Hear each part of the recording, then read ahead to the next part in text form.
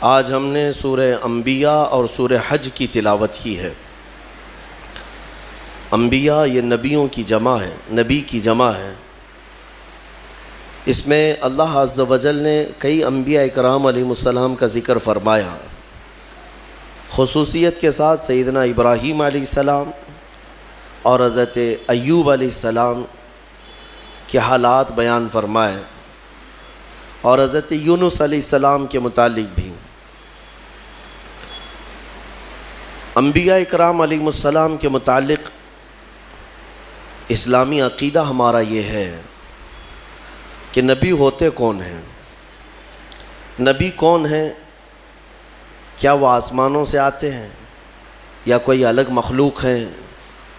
نہیں، بلکہ وہ انسانوں میں سے ہی ہیں، مگر یہ کہ اللہ تعالیٰ ان کو چن لیتا ہے اور پیدائش سے لے کر ان کی وفات تک مولا ان کو ہر عیب سے اور ہر گناہ سے پاک رکھتا ہے۔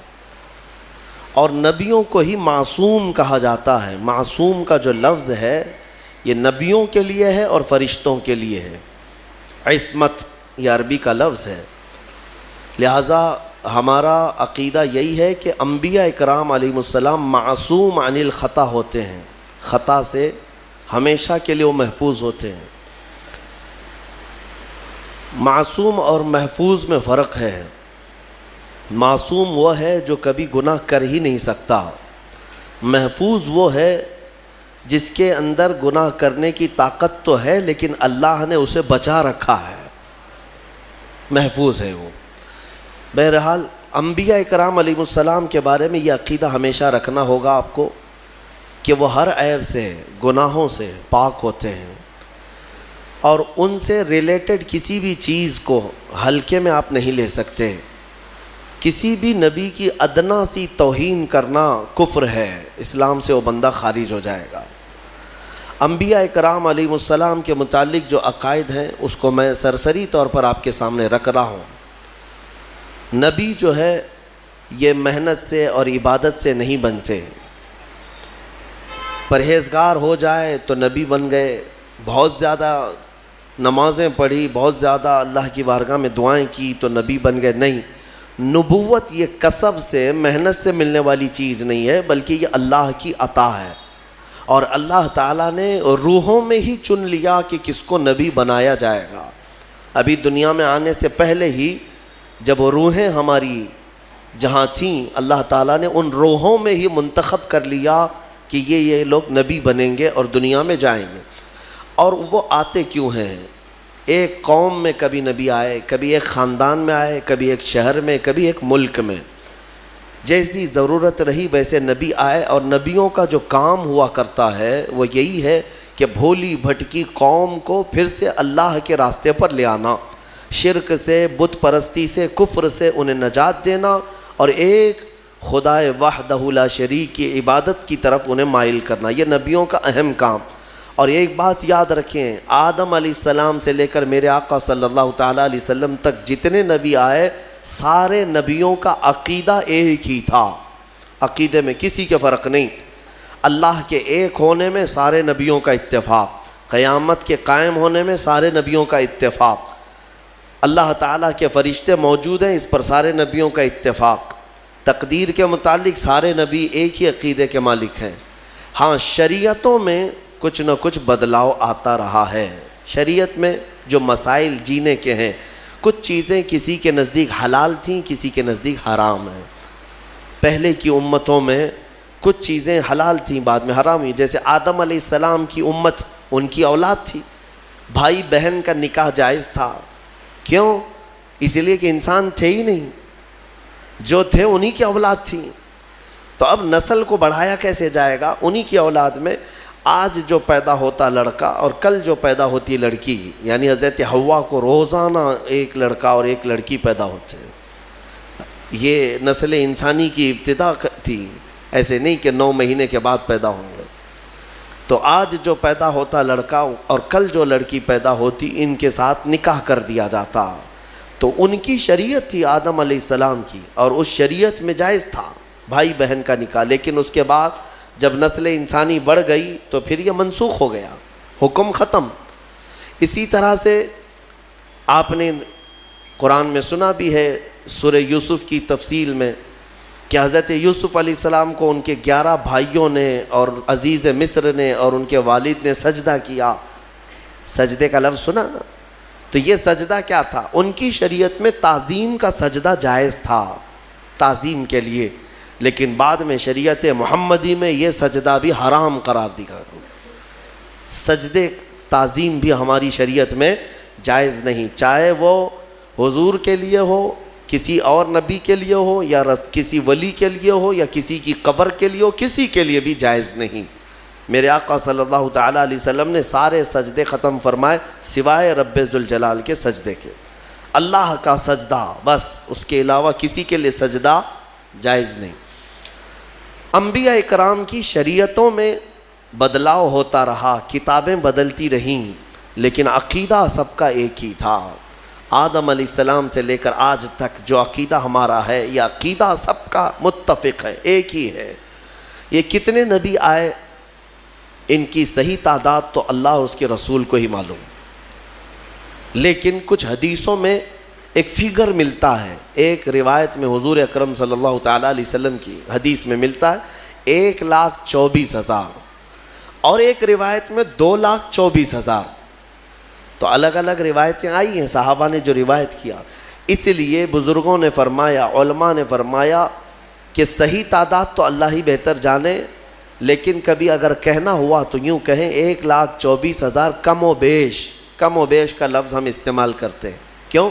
کم بھی ہو سکتے ہیں یا زیادہ بھی ہو سکتے ہیں، لیکن سب پر ہمارا ایمان ہے. لیکن یہاں ایک عقیدہ سنتے جائیے. اللہ کا نبی آپ کس کو کہیں گے؟ کسی کو بھی اللہ کا نبی کہنے کے لیے نام کے ساتھ آپ کو قرآن میں اس کا نام ہونا چاہیے یا رسول پاک سے سنا ہوا ہونا چاہیے. حضرت ابراہیم علیہ السلام نام کے ساتھ نبی ہم جانتے ہیں کہ نہیں؟ کیونکہ ان کا نام قرآن میں بھی آیا ہے اور حضور کی زبان پر بھی آیا ہے. اسماعیل علیہ السلام، موسیٰ علیہ السلام، عیسیٰ علیہ السلام، داؤد علیہ السلام، سلیمان علیہ السلام، یہ انبیاء وہ ہیں جن کے نام قرآن میں آئے اور احادیث میں بھی آئے. کل 26 نبیوں کے نام قرآن میں آئے. کتنے؟ 26 نبیوں کے نام قرآن پاک میں آئے، اور کچھ ان کے علاوہ احادیث میں نام آئے ہیں.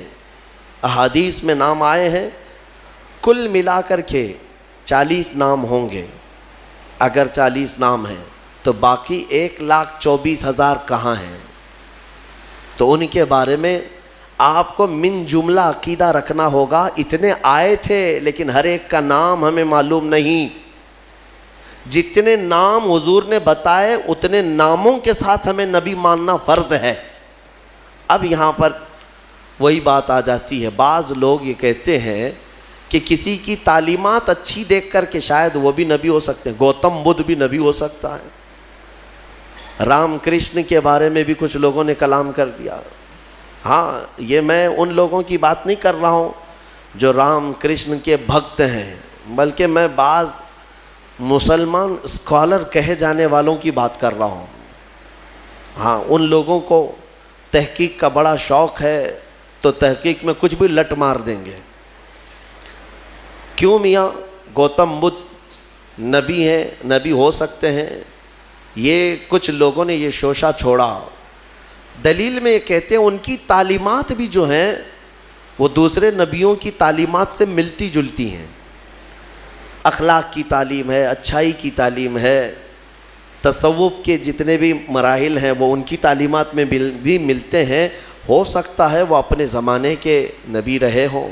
ایک بات یاد رکھ لیں، میں نے جو آپ کو فارمولہ بتایا اس پر ہمیشہ چلیے. آپ کسی کو بھی نام کے ساتھ نبی کہنے کے لیے ان کا نام قرآن میں یا حدیث میں آیا ہوا ہونا ضروری ہے. اگر قرآن و حدیث میں ان کا نام نہیں آیا تو چاہے اس کی تعلیمات سب سے اعلیٰ ہی کیوں نہ ہو، نبی ہم نہیں کہہ سکتے، نبی نہیں کہہ سکتے. اتنی بات یاد رکھیں. اور اگر غیر نبی کو آپ نے نبی مان لیا کافر ہو جاؤ گے، معاذ اللہ رب العالمین. کسی غیر نبی کو، نبی نہیں تھا اور آپ نے اس کو نبی کہا، کافر ہو جائیں گے. اور کوئی نبی ہیں ان کی نبوت کا انکار کیا تب بھی کافر ہو گئے. بات سمجھ میں آ رہی؟ یہ عقیدہ بہت ہی اہمیت کا عامل ہے، اس لیے اس کو لے کر کے چلیں. آپ غیر نبی کو آپ نبی کہہ نہیں سکتے. اب یہ انبیاء کرام علیہ السلام اللہ تعالیٰ کے محبوب اور مقبول بندے، اللہ تعالیٰ براہ راست ان پر وحی فرماتا ہے، پیغامات بھیجتا ہے. مخلوق کو اللہ تعالیٰ ڈائریکٹ بات نہیں کرتا. تمام بندوں سے اللہ تعالیٰ وما کان اللہ تبارک و تعالیٰ فرماتا ہے کہ اللہ تبارک و تعالیٰ کسی بشر سے بات نہیں کرتا مگر یہ کہ کسی نبی کے ذریعے سے، وحی کے ذریعے سے. انبیاء اکرام علیہ السلام ذریعہ ہیں بندوں اور رب تعالیٰ کے بیچ میں. جو احکام اللہ کے پہنچانے ہوتے ہیں وہ بندوں کے ذریعے سے، نبیوں کے ذریعے سے پہنچائے جاتے ہیں. اب آپ توجہ چاہتا ہوں، 1,24,000 کم و بیش جتنے بھی نبی آئے کہاں سے شروع ہوئے کہاں پہ ختم ہوئے یہ بھی ماننا ضروری ہے آپ کو. اسلامی عقیدہ، سب سے پہلے نبی آدم علیہ السلام اور سب سے آخری نبی محمد صلی اللہ علیہ وسلم، یہ دونوں چیزیں بھی ماننا آپ کو ضروری ہے. قرآن پاک جب مکمل ترتیب دے دیا گیا نا، مکمل ترتیب دے دیا گیا تو ادھر ایک اور ادھر ایک، جس کو ہم رٹ کہتے ہیں نا، رٹ پٹھا یعنی کور، اس کو عربی میں دفت کہا جاتا ہے. ما بین الدفتین، یعنی 2 رٹ کے کور لگا دیے گئے قرآن کو. اور حضرت عثمان غنی نے فرمایا اب قرآن وہی ہے جو ان 2 رٹ کے بیچ میں ہے، اس میں کوئی ایک ورق زیادہ بھی نہیں کرے گا اور ایک ورق اس میں سے نکالے گا بھی نہیں، سب گنا جا چکا ہے. اور اگر یہ رٹ ہٹ گیا یعنی یہ کور ہٹ گیا تو کوئی بھی اس میں اضافہ کرے گا یا کم کرے گا. میں یہ مثال اس لیے دے رہا ہوں، آدم علیہ السلام ابتدائے انبیاء اکرام میں پہلے نبی ہیں اور محمد صلی اللہ تعالیٰ علیہ وسلم آخری نبی ہیں. یہ دونوں اول و آخر کا ماننا بہت ضروری ہے. ان میں ایک نبی کو بھی ہٹایا تو بہت سارے ظالم دوسروں کو لا کر اندر داخل کریں گے. وہ بھی نبی ہیں، یہ بھی نبی ہیں. اور اسی لیے انبیاء کرام میں ایمان کی جب بات آتی ہے تو خاص طور پر ہم یہ ذکر کرتے ہیں سارے نبیوں کو ماننا ہمارے لیے ضروری ہے، سارے نبیوں پر ایمان ہے. لیکن محمد صلی اللہ تعالیٰ علیہ وسلم کے بارے میں کچھ عقیدے الگ ہیں، خاص ہیں. وہ یہ ہے کہ وہ نبی بھی ہیں، رسول بھی ہیں، افضل الرسل بھی ہیں، سید الانبیاء بھی ہیں. یہ سب ماننا ہر مومن کے لیے ضروری ہے. وہ امام الانبیاء بھی ہیں، امام الاولین امام الآخرین بھی ہیں. اور سب سے مضبوط چیز یہ ماننا ضروری ہے کہ میرے محمد صلی اللہ علیہ وسلم خاتم النبیین ہیں. اب ان کے بعد کوئی نبی نہیں آ سکتا. اگر کسی نے نبوت کا دعویٰ کیا میرے آقا کے بعد، حدیث میں اس کو دجال کہا گیا ہے. وہ دجال ہے. دجال کسے کہتے؟ سب سے بڑا جھوٹا. وہ جو بڑا دجال آئے گا وہ بعد میں آئے گا، لیکن جو نبوت کا دعویٰ کرتے ہیں وہ بھی دجال ہیں. حضور کی ایک حدیث میں میرے آقا نے فرمایا میرے بعد تم دیکھو کہ قریب 30 دجال آئیں گے اور سب نبوت کا دعویٰ کریں گے. حضور کے انتقال کے، وفات کے فوراً بعد ہی 2 دجال ظاہر ہو گئے تھے، مسیلمہ کذاب اور اسود عنسی. یہ دونوں نے نبوت کا دعویٰ اسی زمانے میں کر دیا تھا اور دونوں مارے گئے ہیں، مسیلمہ کذاب اور اسود عنسی. حضرت خالد بن ولید کے لشکر میں یہ دونوں مارے گئے ہیں. ان دونوں جھوٹوں کو قتل کر دیا گیا اور بہت سارے دنیا میں ایسے آئے اور مارے گئے. اس کے بعد یہ ایک ہمارے لیے سوئے قسمت ہے کہ ہندوستان میں بھی یہ داغ آیا. قادیان پنجاب کا ایک علاقہ ہے، وہاں ایک کانا شخص پیدا ہوا جس کا نام غلام احمد تھا. انگریزوں نے اسے پالا تھا اور بڑا کر کے اس کو تعلیم دے دے کر کے پھر اس سے نبوت کا دعویٰ بھی کروایا. قادیانیت ایک پورا کا پورا آج ایک فرقہ ہے، ایک پورا دین پھیلا دیا. مرزا غلام احمد قادیانی، اس نے نبوت کا دعویٰ کیا. یہ 100 سال پہلے کی بات کر رہا ہوں. وہاں وہ انگلش نبی بن کر کے آیا تھا اور لوگوں میں اپنے نبی ہونے کا بلکہ عیسیٰ علیہ السلام سے افضل ہونے کا بھی دعویٰ کرتا تھا، اور بھینگا تھا، کانا تھا، ایک آنکھ سے کمزور تھا۔ عیسیٰ علیہ السلام کے بارے میں تو ہے کہ وہ مادر ذات اندھوں کو شفا دیا کرتے تھے، اور یہ غلام احمد خود ہی کانا تھا، اپنی آنکھ درست نہیں کر سکا، اور کہتا ہے میں عیسیٰ سے افضل ہوں، عیسیٰ علیہ السلام سے افضل۔ اس کے بھی کچھ ماننے والے ہو گئے، آج انہوں نے نام الگ رکھ لیا ہے، احمدی جماعت۔ قادیانی کہیں گے تو جلدی پہچان لیں گے سارے لوگ، تو جماعت احمدیہ، احمدی جماعت، اور یہ کہتے ہیں ٹرو اسلام، سچا اسلام یہی ہے۔ ان خبیثوں نے انٹرنیٹ پر ایسی بھرمار رکھی ہے کہ جب بھی کوئی اسلام سرچ کرنے پر جاتا ہے بھولا بھالا نوجوان، تو سب سے پہلے ان کی ویب سائٹ اتر جاتی ہیں۔ اسلام کے نام پر انہوں نے جال پھیلا رکھا ہے، اتنی روایتیں گڑ گڑ کر کے نئی نئی باتیں بنا کر رکھا ہے۔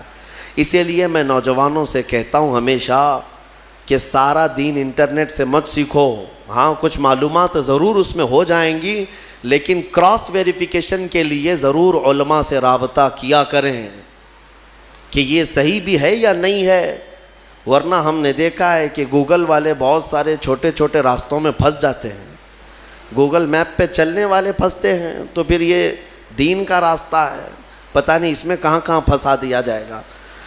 تو یہ غلام احمد قادیانی، اس نے جھوٹی نبوت کا دعویٰ کیا، اور اس نے یہ بھی دعویٰ کیا کہ میرے پاس فرشتے بھی آتے ہیں، انگلش میں وہی لے کے آتے ہیں، انگلش میں وہی لے کر کے آتے ہیں، اور اس نے کتابیں بھی لکھ دیں، 17-18 کتابیں لکھی، اور سب میں الگ الگ تعلیمات بھر دیا۔ جیسے حضور پاک صلی اللہ تعالیٰ علیہ وسلم کی حدیثیں ہیں، اس کو چرا چرا کر کے الگ الگ مضمون کی کتابیں لکھ دیا۔ آپ کو میں ایک بات بتا دوں، اس نے خود اپنے ہاتھوں سے کتاب لکھا ہے، جبکہ 1,24,000 کم و بیش جتنے نبی آئے، ان نبیوں کے بارے میں ایک روایت متفقہ ہے کہ کسی بھی نبی نے اپنے ہاتھ سے کوئی وحی نہیں لکھی، اسی لیے تو میرے آقا صلی اللہ علیہ وسلم نے بھی نہیں لکھا۔ اور اس بات کو لے کر کچھ جاہل یہ سمجھتے ہیں کہ حضور کو لکھنا نہیں آتا تھا، ارے نبیوں کی شان ہے وہ لکھتے نہیں تھے، کیوں؟ اس لیے کہ نبی کا حافظہ ایسا ہوتا ہے کہ اسے لکھنے کی ضرورت ہی نہیں ہوتی، ضرورت نہیں، ہاں لیکن لکھوایا جاتا تھا، حضور نے لکھوایا ہے صحابہ سے، اور یہ مردود تو خود ہی لکھتا تھا، ساری کتابیں خود ہی لکھا، اور پھر بعد میں مارا بھی گیا، ختم بھی ہو گیا۔ انہوں نے ایک گند پھیلا رکھی ہے، فرشتوں کا نام بھی ٹیسو ٹیسو میسو میسو، نہ جبرائیل نہ میکائیل نہ اسرافیل نہ اسرافیل، ٹیسو ٹیسو میسو میسو، جو وہی لے کر کے آتے تھے۔ نعوذ باللہ من ذالک، انہوں نے ایک دین کو مذاق بنایا۔ اس طرح کے اور بھی جھوٹے نکلیں گے، نبوت کا دعویٰ کریں گے تو فوراً پہچان لینا کہ یہ ہمارے زمانے کا دجال ہے۔ دجال کہتے ہیں سب سے زیادہ جھوٹ بولنے والا، سب سے زیادہ جھوٹ بولنے والا، اس کو کیا کہتے ہیں عربی میں؟ دجال۔ اور دنیا کا سب سے بڑا جھوٹ کہ حضور کے بعد کوئی نبی پیدا ہوگا، یہ دنیا کا سب سے بڑا جھوٹ ہے، اور جس نے کہا وہ دجال ہے۔ اور ابھی فی زمانہ ہمارے ہاں جو دجال ہے وہ ہماری کرنٹ میڈیا ہے، میڈیا، نیوز کے اینکر، یہ تقریباً یہ دجال کے چیلے ہیں، یعنی چھوٹے چھوٹے دجال ہیں، کیونکہ جھوٹ جتنا زیادہ بولتا ہے عربی میں اس کو دجال کہتے ہیں۔ دجل عربی کا لفظ ہے حقیقت کو چھپا دینا، حقیقت کو چھپا دینا۔ ہاں یہ کہیں گے گھر چوری ہو گیا، دیکھا ہے چور سامنے سے جا رہا ہے، نہیں میاں وہ تو لومڑی نے چوری کیا ہے، اور پوری دنیا کو باور بھی کرا دیا جائے گا لومڑی نے چوری کیا ہے۔ یہ جو دجل ہے اس کو دجال کہتے ہیں، یہ جھوٹ۔ بہرحال انبیاء اکرام علیہ السلام کے متعلق یہ عقائد آپ کے ذہن نشین رہیں کہ یہ بہت ہی اہمیت کے حامل ہیں۔ نبوت کے متعلق جو عقائد ہے، اے میرے عزیزو، اس میں کبھی گمراہی نہ آئے۔ ابھی ماضی میں 4-6 مہینے پہلے ہی ہم سے کچھ لوگ بار بار مطالبہ کر رہے تھے کہ ایک ہندوستان میں کوئی رام پال نام سے شخص ہے جس نے تعلیمات وغیرہ کے ذریعے سے اپنے آپ کو یہ ثابت کرنا شروع کیا کہ محمد کے بعد میں آخری نبی ہوں. تمہارا کیا تعلق ہے نبوت سے؟ ادھر کیوں آ گئے؟ وہ انت بھکتی زیادہ اچھی ہے تمہارے لیے، وہیں پر رہتے. لیکن اس کے چیلے بار بار مجھے کہتے ہیں کہ ہمارے ساتھ بھی مباہلہ کر لو، ہمارے ساتھ بھی مقابلہ کر لو. میرے عزیزو، یہ منہ لگانے کے بھی قابل نہیں ہے. نبی پاک صلی اللہ تعالیٰ علیہ وسلم کے بعد آج بھی یہ موجود ہے. وہ کہتے ہیں کہ نبوت جو ہے ابھی بھی چل رہی ہے اور ہم آخری نبی ہیں. بہت سارے اس طرح کے فتنے آئے. میرے عزیزو، ایک اور فتنہ جنم لیا ہے انٹرنیٹ کی سرزمین پر، گوہر شاہی فتنہ. گوہر شاہی، لوگ اس کو دیکھ کر کے اس کی تعلیمات سے متاثر ہو جاتے ہیں. تصوف کی بڑی بڑی باتیں کرتا ہے ایک شخص اور لوگوں کو گمراہ کرتا ہے. کبھی نفس کی باتیں، کبھی نماز کی باتیں، کبھی معرفت کی، کبھی طریقت کی. بھولے بھالے مسلمان یہ سمجھتے ہیں کہ اس سے زیادہ علم کس کے پاس ہے. اے میرے عزیزو، اس سے بھی زیادہ تعجب کی چیزیں تمہارے پاس آتی رہیں گی. حضور پاک نے بہت پہلے ہی بشارت دی ہے کہ ایسی جماعتیں آئیں گی. تمہیں پتہ نہیں ان کے چھپے ہوئے عقیدے. یہ گوہر شاہی فتنہ کیا ہے؟ یہ اپنے ایک پیر کو مانتے ہیں جس کو یہ کہتے ہیں کہ وہ رب الارباب ہے، معاذ اللہ، یعنی تمام خداؤں کو بھی پالنے والا ہے. وہ پتہ نہیں کون سے خداؤں کو پالنے والا ہے، لیکن ان کا عقیدہ یہ ہے کہ وہ رب الارباب ہے. یہ لفظ ہے، میں نے سنا ہے. کھلی ہوئی، یہ کھلا ہوا ارتداد ہے. ان کا اسلام سے بھی تعلق نہیں اور لوگ اس کو تصوف کا بادشاہ سمجھے بیٹھے ہوئے ہیں. کہتے ہم کو سیدھا راستہ مل گیا. بلکہ میں نے ان کے فتنوں میں یہ تک سنا ہے، وہ کہتے ہیں اس زمانے میں اگر کوئی لا الہ الا اللہ کلمہ پڑھتا ہے تو وہ کھلا شرک کرتا ہے. اب یہ کلمہ نہیں چلے گا، گوہر شاہی کلمہ چلے گا، اس کے پیر کا کلمہ چلے گا. نعوذ باللہ من ذالک. نبوت کا بھی قریب قریب دعویٰ انہوں نے کیا ہے. اور جانتے ہیں یہ گوہر شاہی جو ایک فرقہ ہے، ریاض نام سے کوئی ان کا گرو گھنٹال ہے، اس کو اس بڑی پیمانے پر مانتے ہیں کہ یہ تسبیح میں کیا پڑھتے ہیں؟ ہم تو سبحان اللہ کہتے ہیں، وہ سبحان الریاض کہتے ہیں. نعوذ باللہ من ذالک. میں بھولے بھالے سنی مسلمانوں کو سمجھانا چاہوں گا کہ صرف جو دکھنے والی چکا چوند ہے اس پر مت چلے جانا.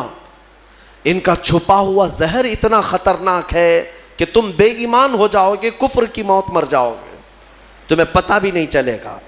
ہو سکتا ہے 90 باتیں ان کی اچھی لگتی ہوں، تصوف کی، طریقت کی، معرفت کی، لوگوں کو کا دل موہ لیتی ہیں باتیں. انسان کے اندر کی حقیقت بتا رہا ہے، انسان کے عروج و ارتقاء کی منزلیں بتا رہا ہے، انسان کے برزخی زندگی بتا رہا ہے. تو لوگوں کو نیا پن اچھا لگتا ہے، اٹریکٹ ہوتے ادھر چلے جاتے ہیں. لیکن تمہیں پتہ نہیں اس اٹریکشن میں آپ کب کے دین کھو بیٹھتے ہو، ایمان چلا جاتا ہے. جو شخص دنیا میں اپنے پیر کو یہ عقیدہ رکھتا ہو کہ یہ رب الارباب ہے، یعنی رب کو بھی پالنے والا ہے معاذ اللہ، اور یہ عقیدہ رکھتا ہو کہ تسبیح اسی کی پڑھی جائے گی، اور یہ عقیدہ رکھتا ہو کہ کلمہ اس زمانے میں لا الہ الا اللہ پڑھنا کھلا شرک ہے، نعوذ باللہ، پھر اس کا دین اسلام سے کیا تعلق ہے؟ یہ یہودیوں کے پالے ہوئے وہ لوگ ہیں جو اسلام کو پڑھتے ہیں اور اسلامی لباس پہن کر کے ہماری جماعتوں میں آتے ہیں. لہٰذا میں سب کو الرٹ کرنا چاہوں گا، اس فتنے سے اپنے آپ کو بچاؤ. میں بہت دور دور جا کر کے دیکھا، چھوٹے چھوٹے علاقوں میں صرف انٹرنیٹ کو دیکھ کر کے لوگ اس کے مرید ہو گئے، اس کے گرویدہ ہو گئے، اس کے پیچھے ہو گئے. کسی وقت انشاءاللہ العزیز میں پورا آپریشن کروں گا اس کا، اس لیے کہ میں بہکتے ہوئے کئی لوگوں کو دیکھا ہے. بہرحال آج سورہ انبیاء کی ہم نے تلاوت کی. مختصراً میں عرض کروں، حضرت سیدنا ابراہیم علی نبینا علیہ الصلاۃ والتسلیم کا ذکر یہاں پر ہے. وہ جو آپ کے بچپن میں واقعہ پیش آیا کہ آپ تنہا اپنی آبادی میں تھے جو اللہ کی عبادت کرتے تھے، باقی سب کے سب وہاں پر بتوں کی پرستش والے، کچھ ستارہ پرست تھے، کچھ سورج کے پوجا والے تھے. ان سارے مشرکین کے بیچ میں تنہا ابراہیم علیہ السلام ہیں جو اللہ رب العزت کی عبادت کرتے اور لوگوں کو بلاتے بھی تھے کہ اس دین کی طرف آؤ. سگے چچا کو بلایا آزر جو مشرک رہا، حضرت ابراہیم علیہ السلام کی دعوت پر وہ نہیں آتے۔ بتوں کا تو ایک بہت بڑا میلہ لگتا تھا، اتنے بڑے وہاں پر تراشے ہوئے ان کے اپنے خدا تھے جن کے پاس منتیں مانگی جاتی، اعتکاف کرتے، نظر و نیاز کرتے، اس زمانے کے جیسے طریقے تھے ان کے۔ ایک مرتبہ ایسا ہوا کہ وہ لوگ پورے کے پورے گاؤں کے باہر میلے میں گئے تھے اور گاؤں میں کوئی نہیں تھا، ابراہیم علیہ السلام اکیلے آئے یہ جھوٹے خداؤں کے پاس، کلاڑی اپنے ہاتھ میں لے کر ایک ایک کو مارتے اور گراتے چلے گئے، سب کو توڑتے چلے گئے، اور ان سے کہتے بھی تھے کہ میں مار رہا ہوں، بچا لو اپنے آپ کو۔ کون بچاتا؟ وہ اپنے جسم سے مکھی نہیں ہٹا سکتے۔ پھر اس کے بعد سارے لوگوں کو زمین بوس کر کے بڑے بت کے گلے میں کلاڑی لٹکا دیا، جو سب سے بڑا تھا اس کے گلے میں کلاڑی لٹکایا اور واپس چلے آئے۔ شام کو جب لوگ آئے گاؤں والے، اپنے خداؤں کا یہ حشر دیکھا تو آگ بگولا ہو گئے۔ یہ سب ایسی درگت کس نے بنائی ان کی؟ قرآن میں اللہ تعالیٰ فرماتا ہے قالوا من فعل هذا بآلهتنا، سب کہنے لگے کہ کس نے کیا ہمارے خداؤں کے ساتھ ایسے؟ پھر سب آپس میں بات کرنے لگے، قالوا سمعنا فتى يذكرهم يقال له ابراہیم، ہم نے سنا ہے کہ ایک نوجوان رہتا ہے جس کا نام ابراہیم ہے، اسی نے کیا ہوگا، وہ اکیلا نہیں آیا تھا ہمارے ساتھ۔ تو لوگوں نے کہا بلاؤ اس کو۔ بادشاہ وقت کے سامنے بلایا گیا اور پوچھا گیا اَأَنْتَ فَعَلْتَ هَذَا بِآلِهَتِنَا یا ابراہیم، اے ابراہیم ہمارے خداؤں کے ساتھ تو نے ایسا کیا ہے؟ یہ سب ایسی درگت ان کی تو نے بنائی، سب ٹکڑے ٹکڑے نیچے گرے ہوئے ہیں۔ قال بل فعلہ کبیرہم، ابراہیم علیہ السلام نے کہا نہیں، ان کے بڑے نے کیا ہے، ان کے ساتھ ان کے بڑے نے کیا ہے۔ بڑا بہت موجود تھا نا، بڑا جس کی کلاڑی گلے میں لٹک رہی تھی، تو لوگ حیرت میں رہ گئے کہ ایک بڑے نے چھوٹوں کو سب کو کیسے مار دیا۔ ابراہیم علیہ السلام نے ذو معنی بات کی تھی، یعنی جس کو دو معنی والی بات کہا جاتا ہے۔ وہ تو جاہل سمجھ رہے تھے کہ ابراہیم نے کہا ہمارے بڑے خدا نے سب ایسا کیا، جبکہ ابراہیم علیہ السلام کی نیت یہ تھی کہ ان کا بڑا تو میں ہی ہوں، ان کا بڑا میں ہی ہوں، ان کے بڑے نے کیا ہے، آپ سچ ہی بول رہے تھے۔ لوگوں نے کہا ان کا بڑا ایسا کیسے کر سکتا ہے، ایسے کیسے کر سکتا ہے؟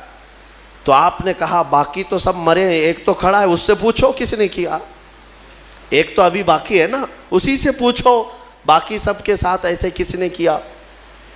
تو سب غصے میں لال پیلے ہو گئے، کہا کہ تم ہمارے خداؤں کے بارے میں ایسی ایسی باتیں کرتے ہو۔ تو ابراہیم علیہ السلام نے کیا جملہ کہا کہ اُفٍ لَكُمْ وَلِمَا تَعْبُدُونَ مِن دُونِ اللَّهِ أَفَلَا تَعْقِلُونَ، لعنت ہے تم لوگوں پر، اللہ کے سوا دوسروں کی عبادت کرتے ہو، ایسوں کی جو نہ اپنے آپ کو بچا پا رہے ہیں، نہ کسی کو نفع دے سکتے ہیں، نہ نقصان دے سکتے ہیں، ایسوں کی عبادت کرتے ہو۔ اب ظاہر سی بات ہے حق بات کڑوی ہوتی ہے، کڑوی لگتی ہے، ہوتی نہیں ہے، لگتی ہے۔ کچھ لوگوں کو جن کو قبول نہ کرنا ہو، اور غصے میں ان لوگوں نے ابراہیم علیہ السلام کے خلاف ایک محاذ چھیڑ دیا، حکم ہوا کہ ایک آگ لگائی جائے اور انہیں جلایا جائے۔ یہ سن نہیں پاتے ہیں، حالانکہ جو حقیقت ہے وہ بتاؤ تو لال پیلے ہو جائیں گے، غصے میں آ جائیں گے۔ یہ برسوں سے چلا آ رہا ہے، برسوں سے ایسا ہے۔ ابراہیم علیہ السلام کو آگ میں ڈالنے کے لیے انہوں نے جو آگ لگائی، تفسیر میں اس کے لیے فرمایا گیا 1 مہینے تک جلاتے رہے، 1 مہینے تک سارے لوگ لکڑیاں جمع کیے، جنگل کاٹ کاٹ کر کے انہوں نے لکڑیوں کا اوٹ لگا دیا۔ آگ جب بھڑکائی گئی، اندازہ تو کیجئے ایک ابراہیم علیہ السلام کو ڈالنا تھا، تو اتنی آگ کی کیا ضرورت ہے، اتنی آگ کی کیا ضرورت ہے؟ یہ مشرکین کی فطرت ہے کہ انتقام جب لینے کی بات آتی ہے تو یہ بھڑک جاتے ہیں اور بہت ہی زیادہ بڑے پیمانے پر نقصان پہنچانے کے پلان بناتے ہیں، پہلی چیز سے بھی عادت رہی ہے۔ اتنی بڑی آگ لگائی، یہاں تک کہ اوپر سے اگر کوئی پرندہ بھی جاتا تو جل جاتا، اس آگ کی گرمی اتنی تھی۔ اور سب سے پہلے ان لوگوں نے منجنیق بنائی، منجنیق جس میں پتھر رکھ کر کے جو توپ ہوتا ہے نا، توپ جس طرح اڑاتے ہیں، وہ ابراہیم علیہ السلام کے لیے بنائی گئی۔ سب سے پہلے کیونکہ قریب میں جا کر کے ڈالے گا کون آگ میں؟ جو قریب جاتا وہ بھی جل جاتا. کافی دور 1 میل تک اس کی گرمی آ رہی تھی. منجنیق میں ابراہیم علیہ السلام کو رکھ کر کے اڑایا گیا تاکہ آگ میں وہ اچھل کر کے جائیں. قریب تک تو کوئی جا نہیں سکتا تھا. انہوں نے منجنیق میں رکھ کر کے ابراہیم علیہ السلام کو اڑایا.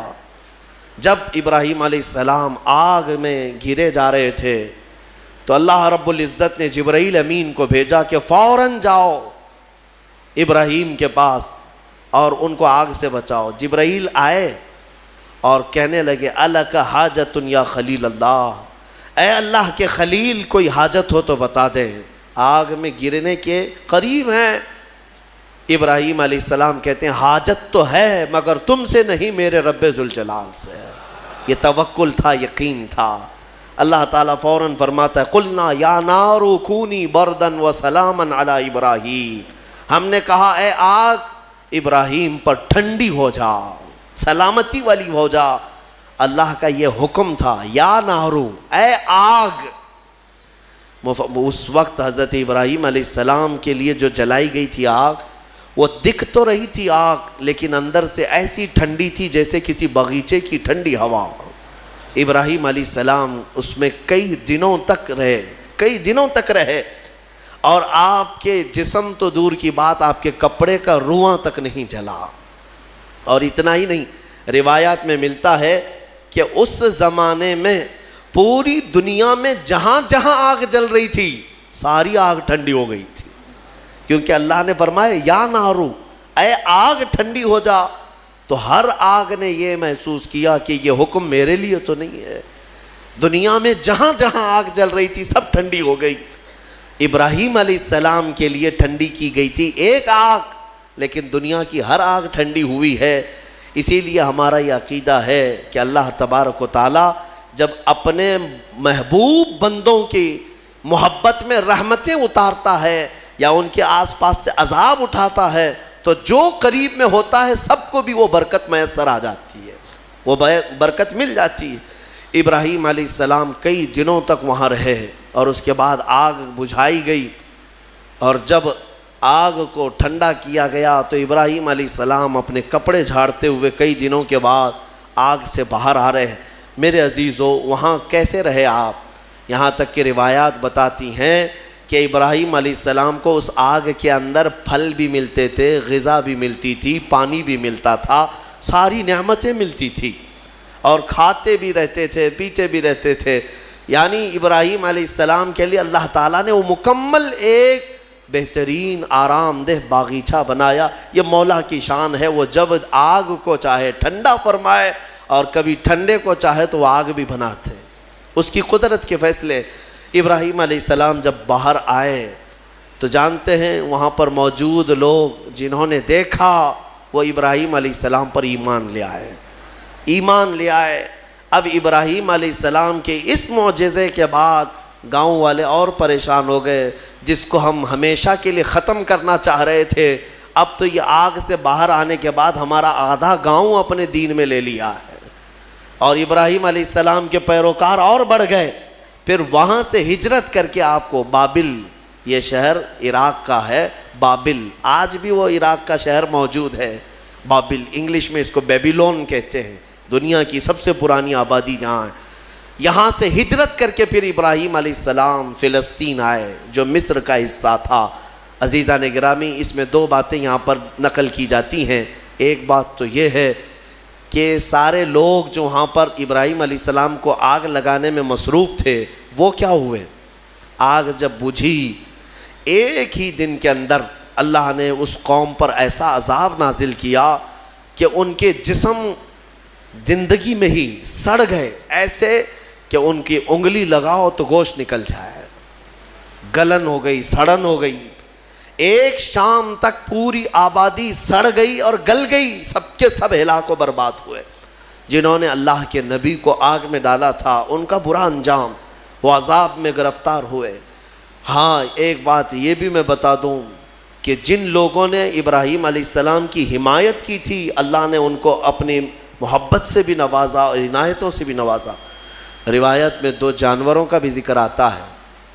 دو جانوروں کا، ایک مینڈک کا اور ایک گرگٹ کا، اور چھپکلی کا بھی ہے کہ گرگٹ نے یہ پھونک پھونک کر کے آگ کو بڑھانے کی کوشش کی، اور مینڈک نے تھوک تھوک کر کے پانی آگ کو بجھانے کی کوشش کی کہ اللہ کے نبی ہیں۔ یہ آپ اندازہ کریں، گرگٹ کے پھونکنے سے نہ آگ بڑھنے والی ہے، مینڈک کے تھوکنے سے نہ آگ بجھنے والی، لیکن دونوں نے اپنے اپنے کاموں سے اپنی قسمت بنا لی۔ گرگٹ کی ہمیشہ یہ قسمت بن گئی کہ میرے آقا صلی اللہ علیہ وسلم نے فرمایا یہ گستاخ نبی ہے، جہاں اسے پاؤ مار ڈالو، اور ایک مار میں مارو تو زیادہ ثواب ہے، ثواب ہے اس کو۔ اور مینڈک کے بارے میں فرمایا خبردار اس کو کہیں دیکھو تو مارو مت، اس لیے کہ یہ اللہ کے نبی کی حمایتی ہے۔ اللہ کے نبی کے لیے یہ دعا کر رہی تھی، تھوک کر کے آگ بجھانے کی کوشش کر رہی تھی۔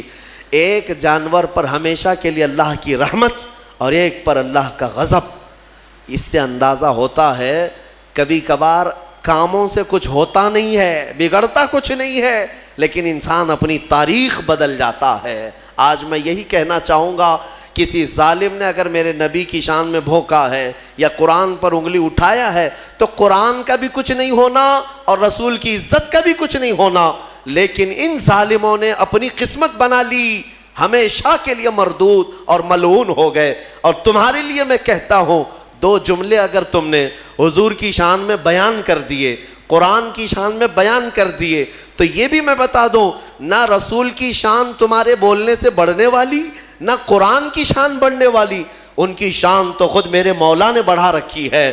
ہاں لیکن اتنا ہوگا کہ ان تمہارے دو جملوں سے تم بھی قیامت تک اپنی قسمت بنا لے جاؤ گے۔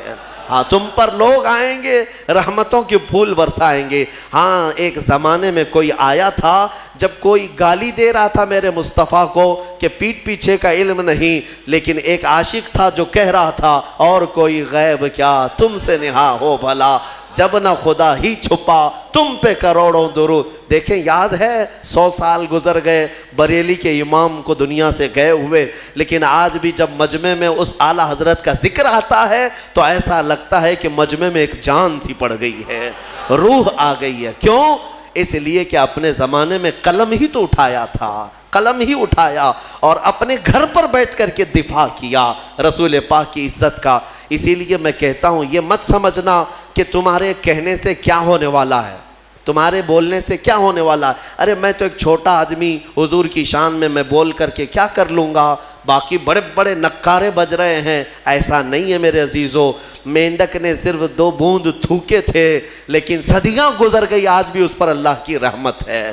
آگ بجھانے کی کوشش کی تھی، نبی کی حمایت کی تھی، اللہ نے آج تک اس پر رحمت کی ہے۔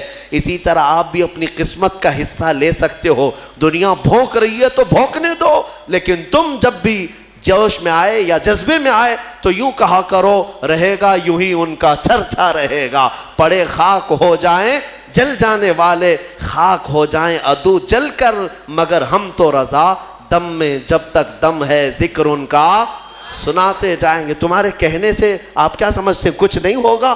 بہت ہوگا، بہت ہوگا۔